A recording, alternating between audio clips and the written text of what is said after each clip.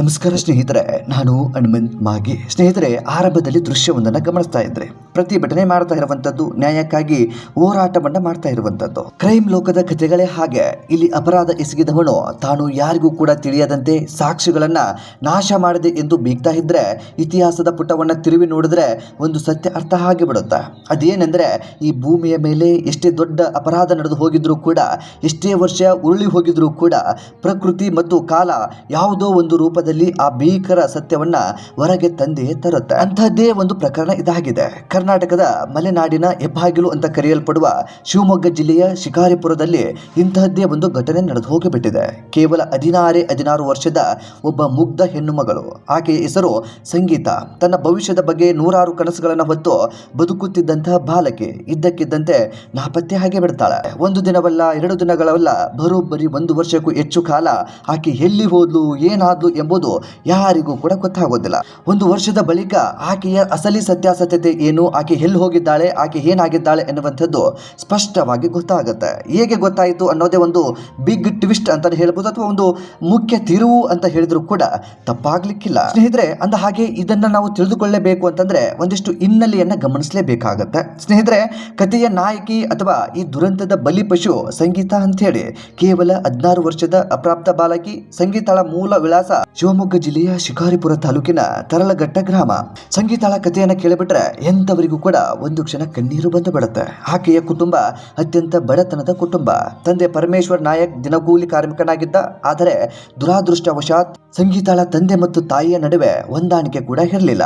ಕಾರಣ, ಇಬ್ಬರು ಕೂಡ ಅನೇಕ ವರ್ಷಗಳ ಹಿಂದೆ ಬೇರ್ಪಟ್ಟಿರ್ತಾರೆ. ತಾಯಿ ಮಗಳನ್ನ ಬಿಟ್ಟು ಬೇರೆ ಕಡೆ ವಾಸವಾಗಿರ್ತಾರೆ. ಇತ್ತ ತಂದೆ ಪರಮೇಶ್ ನಾಯಕ್ ತೀವ್ರವಾದಂತಹ ಮದ್ಯದ ವ್ಯಸನಿಯಾಗಿದ್ದ. ದಿನವಿಡೀ ಕುಡಿತದಲ್ಲೇ ಮುಳುಗ್ತಾ ಇದ್ದ. ಅವರಿಗೆ ತನ್ನ ಅಪ್ರಾಪ್ತ ಮಗಳ ಜವಾಬ್ದಾರಿಯನ್ನು ಹೊರಲು ಸಾಧ್ಯವೂ ಕೂಡ ಆಗ್ತಾ ಇರಲಿಲ್ಲ. ಮಗಳಿಗೆ ಸರಿಯಾದ ಊಟ ಆಗಲಿ, ಆಶ್ರಯ ಆಗಲಿ ಅಥವಾ ಭದ್ರತೆ ನೀಡುವ ಸ್ಥಿತಿಯಲ್ಲಿಯೂ ಕೂಡ ತಂದೆ ಇರಲಿಲ್ಲ. ಮನೆಯಲ್ಲಿ ತಾಯಿಯೂ ಕೂಡ ಇಲ್ಲದೆ, ತಂದೆಯೂ ಕೂಡ ನೋಡಿಕೊಳ್ಳದೆ ಸಂಪೂರ್ಣವಾಗಿ ಅನಾಥವಾಗಿದ್ದಂತಹ ಬಾಲಕಿ ಸಂಗೀತಾಗೆ ಆಸರೆಯಾಗಿದ್ದು ಶಿಕಾರಿಪುರ ಪಟ್ಟಣದಲ್ಲಿ ಇದ್ದಂತ ಒಂದು ಪಿಜಿ. ಈ ಪಿಜಿಯನ್ನ ನೋಡ್ಕೊಂಡು ಹೋಗ್ತಾ ಇದ್ದಂತವಳು ಅಥವಾ ಪಿಜಿಯ ಮಾಲೀಕಳು ಸೌಭಾಗ್ಯ ಅಂತ ಹೇಳಿ. ಸೌಭಾಗ್ಯ ಮತ್ತು ಆಕೆಯ ಪತಿ ಗಂಗನಾಯಕ್ ಸೇರಿಕೊಂಡು ಶಿಕಾರಿಪುರ ಟೌನ್ ನಲ್ಲಿ ಈ ಪಿಜಿಯನ್ನ ನಡೆಸ್ತಾ ಇರ್ತಾರೆ. ನೋಡಿಕೊಳ್ಳಲು ಯಾರು ಇಲ್ಲದ ಬಡ ಹುಡುಗಿ ಎಂಬ ಕಾರಣಕ್ಕೆ ಸಂಗೀತಳನ್ನ ತಮ್ಮ ಪಿಜಿಯಲ್ಲಿ ಇರಿಸಿಕೊಂಡಿರ್ತಾರೆ. ಮೇಲ್ನೋಟಕ್ಕೆ ಸೌಭಾಗ್ಯ ಸಂಗೀತಗೆ ಆಶ್ರಯವನ್ನು ಕೂಡ ನೀಡಿದ್ಲು. ಆಶ್ರಯನ್ನ ನೀಡಿ ದೇವತೆಯಂತೆ ಕಂಡರೂ ಕೂಡ ಆ ಪಿಜಿಯ 4 ಗೋಡೆಗಳ ಮಧ್ಯೆ ನಡೆಯುತ್ತಿದ್ದಂತ ಕಥೆಯೇ ಬೇರೆ ಆಗಿತ್ತು. ಆಕೆಯ ಅಸಹಾಯಕತೆಯನ್ನೇ ಬಂಡವಾಳ ಮಾಡಿಕೊಂಡಿದ್ದ ಆರೋಪಿಗಳು ಆಕೆಯನ್ನು ತಮ್ಮ ಕೈಗೊಂಬೆಯಂತೆ ನಡೆಸಿಕೊಳ್ಳೋದಕ್ಕೆ ಪ್ರಾರಂಭಿಸಿದ್ರು ಅಂತ ಹೇಳಿ ಆರೋಪಗಳು ಕೂಡ ಕೇಳಿ ಬರ್ತಾ ಇದ್ದಾವೆ. ಇನ್ನು ಆ ಪಿಜಿಯ ಕೆಳಗಡೆ ಮಹಡಿಯಲ್ಲಿ ಒಂದು ಬ್ಯೂಟಿ ಪಾರ್ಲರ್ ಕೂಡ ಇತ್ತು. ಅಲ್ಲಿಗೆ ರಂಜಿತಾ ಎಂಬಾಕೆ ಬರ್ತಾ ಹೋಗ್ತಾ ಇರ್ತಿದ್ಲು. ಕಾಲಕ್ರಮೇಣ ರಂಜಿತಾ ಮತ್ತು ಪಿಜಿ ಮಾಲೀಕಳಾದ ಸೌಭಾಗ್ಯ ನಡುವೆ ಗಾಢವಾದ ಸ್ನೇಹ ಬೆಳೆಯುತ್ತೆ. ಈ ಪಿಜಿಯಲ್ಲಿ ಬರೀ ವಿದ್ಯಾರ್ಥಿನಿಯರು ಮಾತ್ರ ಇರಲಿಲ್ಲ, ಅಲ್ಲಿ ಕೆಲವೊಂದು ನಿಗೂಢ ಚಟುವಟಿಕೆಗಳು ನಡೀತಾ ಇದ್ವು ಅಂತೇಳಿ ಅನುಮಾನವೂ ಕೂಡ ಇದೀಗ ಅನೇಕ ಸಂಘಟನೆಗಳಾಗಿರಬಹುದು ಅಥವಾ ವಿದ್ಯಾರ್ಥಿ ಸಂಘಟನೆಗಳಾಗಿರಬಹುದು ಈ ರೀತಿಯಾದಂಥ ಆರೋಪವನ್ನು ಕೂಡ ಮಾಡ್ತಾ ಇದ್ದಾರೆ. ಇನ್ನು ಬಾಲಕಿ ಸಂಗೀತ ಅತ್ಯಂತ ಮುಗ್ಧಳಾಗಿರೋದ್ರಿಂದ ಆ ಪಿಜಿಯಲ್ಲಿ ನಡೆಯುತ್ತಿದ್ದಂತಹ ಒಳಸಂಚುಗಳು ಆಕೆಗೆ ಇಷ್ಟವಿರಲಿಲ್ಲ ಅನ್ನುವ ಹಾಗೆ ಒಂದಿಷ್ಟು ಮಾತುಗಳು ಕೂಡ ಕೇಳಿ ಬರ್ತಾ ಇತ್ತು. ಆಕೆ ಸೌಭಾಗ್ಯ ಮತ್ತು ರಂಜಿತಾಳ ನಡವಳಿಕೆಯನ್ನು ಸೂಕ್ಷ್ಮವಾಗಿ ಗಮನಿಸ್ತಾ ಇದ್ಲಂತೆ. ಇದೇ ವಿಷಯ ಅವರ ನಡುವೆ ದೊಡ್ಡ ಕಂಟಕದ ಸೃಷ್ಟಿ ಮಾಡಲು ಕಾರಣವಾಗಿತ್ತಂತೆ. ಆದರೆ ಆ ದಿನಾಂಕ ಅಂತಂದ್ರೆ ಜೂನ್ 18, 2025 ಅಂದು ಆ ಪಿಜಿಯ ಒಳಗಡೆ ಒಂದು ದೊಡ್ಡ ಜಗಳವೇ ಆರಂಭವಾಗಿ ಬಿಡುತ್ತೆ. ಇದೇ ಜಗಳ ಆ ಮುಗ್ಧ ಹುಡುಗಿಯ ಜೀವಕ್ಕೆ ಕಂಟಕವಾಗಿ ಬಿಡುತ್ತೆ. ಪೊಲೀಸ್ ಮೂಲಗಳಿಂದ ಸಿಕ್ಕಿರುವಂತಹ ಮಾಹಿತಿಯ ಪ್ರಕಾರ ಪಿಜಿಯಲ್ಲಿ ಆಕೆ ಸಂಗೀತವನ್ನ ಚೆನ್ನಾಗಿ ನೋಡ್ಕೊಳ್ತಾ ಇದ್ಲು. ಆದ್ರೆ ಸಂಗೀತ ಸೌಭಾಗ್ಯ ಬಗ್ಗೆ ರಂಜಿತಾ ಬಗ್ಗೆ ಸೌಭಾಗ್ಯ ಹತ್ರ ಕೆಟ್ಟದಾಗಿ ಹೇಳಿಕೆಗಳನ್ನ ಕೊಡ್ತಾ ಇದ್ಲು, ಅವರ ಬಗ್ಗೆ ಕೆಟ್ಟದಾಗಿ ಹೇಳ್ತಾ ಇದ್ಲು ಅನ್ನುವಂಥ ಮಾತುಗಳು ಕೂಡ ಕೇಳಿ ಬರ್ತಾ ಇದೆ. ಅಂತಂದ್ರೆ ಪೊಲೀಸ್ ಮೂಲಗಳು ಹೇಳುವಂತದ್ದು, ತನಿಖೆಯಲ್ಲಿ ಅವರುಗಳು ಬಾಯಿ ಬಿಟ್ಟಿರುವಂತದ್ದು ಅಂತ ಹೇಳಿ ಪೊಲೀಸ್ ಮೂಲಗಳು ತಿಳಿಸ್ತಾ ಇರುವಂತದ್ದು. ಅಂತಂದ್ರೆ ಇಬ್ಬರ ಮಧ್ಯೆ ಒಂದಿಷ್ಟು ವೈಮನಸ್ಸು ಬಂದಿತ್ತು.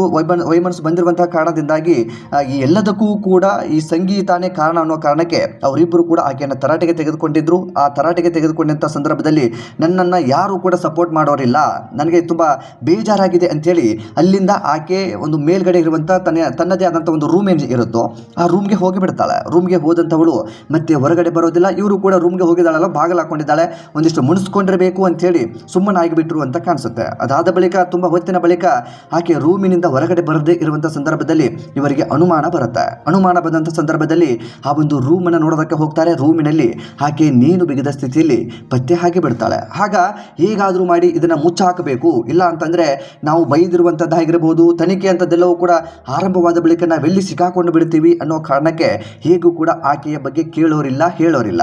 ಒಂದು ಕಡೆ ತಾಯಿ ಬೇರೆ ಆಗಿದ್ದಾಳೆ, ತಂದೆ ಕುಡುಕ ಇದ್ದಾನೆ, ಆಕೆಯ ಜವಾಬ್ದಾರಿ ಯಾರಿಗೂ ಕೂಡ ಇಲ್ಲ, ಆಕೆಯನ್ನ ನಾವೇ ನೋಡ್ಕೊಳ್ತಾ ಇದ್ದೀವಿ, ಹೇಗಾದರೂ ಮಾಡಿ ಆಕೆಯ ಮೃತದೇಹವನ್ನು ಇಲ್ಲಿಂದ ಸಾಗಿಸಿ ಬಿಡಬೇಕು, ಎಲ್ಲವೂ ಕೂಡ ಕ್ಲೋಸ್ ಆಗಿ ಬಿಡುತ್ತೆ ಅಂತ ಹೇಳಿ ಪ್ಲಾನ್ ಕೂಡ ಮಾಡ್ಕೊಳ್ತಾರೆ. ಅವರು ಅಂದುಕೊಂಡ ಹಾಗೆ ಪ್ಲಾನ್ ಕೂಡ ಸಕ್ಸಸ್ ಆಗಿಬಿಡುತ್ತೆ. ವರ್ಷವೇ ಕಳೆದು ಹೋಗಿ ಬಿಡುತ್ತೆ. ವರ್ಷದ ನಂತರ ಏನಕ್ಕೆ ಈ ಒಂದು ವಿಚಾರ ಹೊರಗಡೆ ಬರುತ್ತೆ ಅನ್ನೋದೇ ಒಂದು ದೊಡ್ಡ ತಿರುವು ಈ ಒಂದು ಪ್ರಕರಣಕ್ಕೆ ಅಂತಾನೆ ಹೇಳಬಹುದು. ಪೊಲೀಸರು ತಾವಾಗಿ ಪತ್ತೆ ಹಚ್ಚಿದ್ದಲ್ಲ, ಬದಲಿಗೆ ಆರೋಪಿಗಳ ನಡುವೆ ನಡೆದಂತ ಜಗಳವೇ ಈ ಕೇಸನ್ನ ತಲೆ ಕೆಳಗಾಗುವಂತೆ ಮಾಡಿದೆ. ಇಲ್ಲಿ ಬಾಲಕಿಯ ತಂದೆ ಹಿನ್ನೆಲೆಯನ್ನ ನಾವು ಗಮನಿಸಬೇಕಾದಂತ ಸಂದರ್ಭದಲ್ಲಿ ಸಂಗೀತ ಕಾಣೆಯಾಗಿ ಬರೋಬ್ಬರಿ 1 ವರ್ಷ ಕಳೆದು ಹೋದ್ರೂ ಕೂಡ ಆ ತಂದೆ ಮಗಳ ಬಗ್ಗೆ ತಲೆ ಕೆಡಿಸ್ಕೊಂಡಿರಲಿಲ್ಲ.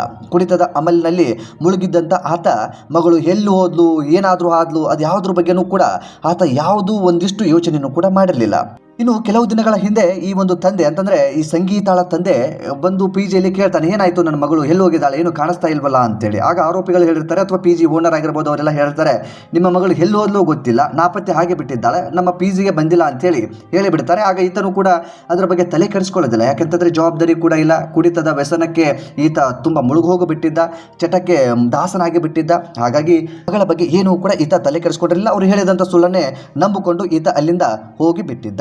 ಆದರೆ ಸುಮಾರು 1 ವರ್ಷದ ನಂತರ ಇತ್ತೀಚೆಗೆ ಆರೋಪಿಗಳಾದಂತಹ ರಂಜಿತಾ ಮತ್ತು ಆಕೆಗೆ ಶವ ಉಳಲು ಸಹಾಯ ಮಾಡಿದಂತಹ ಪಿರ್ಯಾ ನಾಯಕ್ ನಡುವೆ ವೈಯಕ್ತಿಕ ವಿಷಯಕ್ಕೆ ದೊಡ್ಡ ಜಗಳ ಬಂದುಬಿಡುತ್ತೆ. ಪಿರ್ಯಾ ನಾಯಕ್ ಮೇಲೆ ತೀವ್ರ ಕೋಪಗೊಂಡಿರುವಂತಹ ರಂಜಿತಾ ಆತನಿಗೆ ಬುದ್ಧಿ ಕಲಿಸಲು ನಿರ್ಧಾರವನ್ನ ಮಾಡ್ಕೊಳ್ತಾಳೆ. ಆಕೆ ನೇರವಾಗಿ ಸಂಗೀತಾಳ ತಂದೆ ಪರಮೇಶ್ ನಾಯಕ್ನ ಬಳಿ ಹೋಗ್ತಾಳೆ.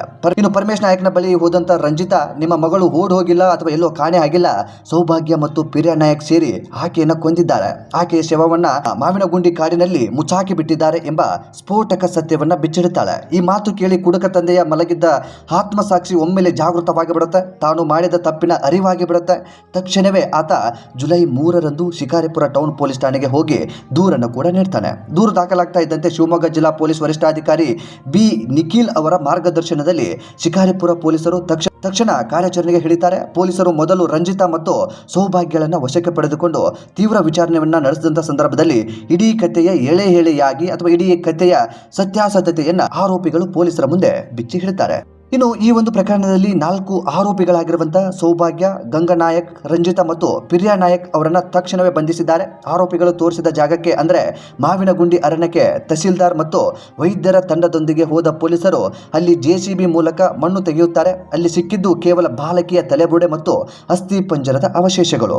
ಸದ್ಯಕ್ಕೆ ಪೊಲೀಸರು ಆರೋಪಿಗಳ ವಿರುದ್ಧ ಭಾರತೀಯ ನ್ಯಾಯ ಸಂಹಿತೆ ಅಡಿಯಲ್ಲಿ ಆತ್ಮಹತ್ಯೆಗೆ ಪ್ರಚೋದನೆ, ಸಾಕ್ಷಿ ನಾಶ ಮತ್ತು ಜಂಟಿ ಹೊಣೆಗಾರಿಕೆಯ ಸೆಕ್ಷನ್ಗಳನ್ನು ಹಾಕಿ, ಅಷ್ಟೇ ಅಲ್ಲದೆ ಮೃತ ಹುಡುಗಿ ವಯಸ್ಸಿನವಳಾಗಿದ್ದರಿಂದ ಕಠಿಣವಾದಂತಹ POCSO ಕಾಯ್ದೆಯನ್ನು ಕೂಡ ಅನ್ವಯಿಸಲಾಗಿದೆ. ಸದ್ಯಕ್ಕೆ ಸಿಕ್ಕಿರುವಂತಹ ಅಸ್ಥಿಪಂಜರ ಸಂಗೀತಾಳದ್ದೇ ಹೌದು ಎಂದು ಕೋರ್ಟ್ನಲ್ಲಿ ಸಾಬೀತುಪಡಿಸಲು ಆ ಮೂಳೆಗಳನ್ನು ಬೆಂಗಳೂರಿನ ವಿಧಿ ವಿಜ್ಞಾನ ಪ್ರಯೋಗಾಲಯಕ್ಕೆ DNA ಪರೀಕ್ಷೆಗಾಗಿ ಕಳುಹಿಸಲಾಗಿದೆ. ಆರೋಪಿಗಳು ಸದ್ಯ ಕಂಬಿಯನ್ನ ಹೆಣಿಸ್ತಾ ಇದ್ದಾರೆ. ಸ್ನೇಹಿತರೆ, ಶಿಕಾರಿಪುರದ ಈ ಘಟನೆ ನಮಗೆ ಒಂದು ದೊಡ್ಡ ಪಾಠವನ್ನು ಕಲಿಸಿಕೊಟ್ಟಿದೆ. ಕಾನೂನಿನ ಕಣ್ಣಿಗೆ ಮೆಣ್ಣೆರಚಿ ತಕ್ಷಣಕ್ಕೆ ಬಚಾವಾಗಬಹುದು, ಆದರೆ ತಾನು ಮಾಡಿದಂತಹ ಪಾಪದ ಕರ್ಮ ಯಾರನ್ನು ಕೂಡ ಬಿಡೋದಿಲ್ಲ. ತರಲಘಟ್ಟ ಗ್ರಾಮದ ಒಬ್ಬ ಮುಗ್ಧ ಹುಡುಗಿಯ ಜೀವ ಪಡೆದು ಆಕೆಯ ಶವವನ್ನ ಕಸದಂತೆ ಸೂಟ್ ಕೇಸ್ನಲ್ಲಿ ತುಂಬಿ ಊತು ಹಾಕಿದ ಈ ಪಾಪಿಗಳಿಗೆ ನ್ಯಾಯಾಲಯ ಕಠಿಣ ಶಿಕ್ಷೆಯನ್ನು ವಿಧಿಸಲೇಬೇಕು ಅಂತ ಹೇಳಿ ಈಗಾಗಲೇ ಅನೇಕ ಪ್ರತಿಭಟನೆ, ಹೋರಾಟ ಅಂತದೆಲ್ಲವೂ ಕೂಡ ಆರಂಭವಾಗಿದೆ.